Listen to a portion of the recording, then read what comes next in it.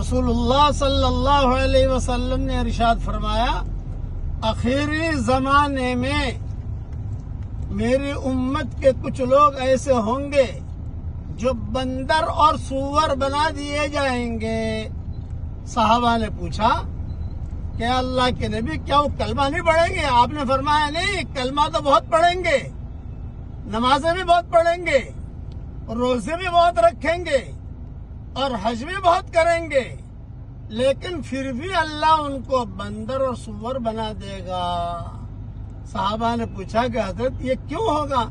فرمایا اس لیے کہ گانے، باجے، میوزک، ناچنا جب اس امت میں آ جائے گا تو اس امت کے اخیر میں جو لوگ آئیں گے، اور یہ اخیر زمانے میں ہوگا، آج کل جو ہو رہا ہے ہمارے سامنے، ان کے چہروں کو اللہ بندر بنا دے گا، سور بنا دے گا۔ یہ دن آ گئے ہیں۔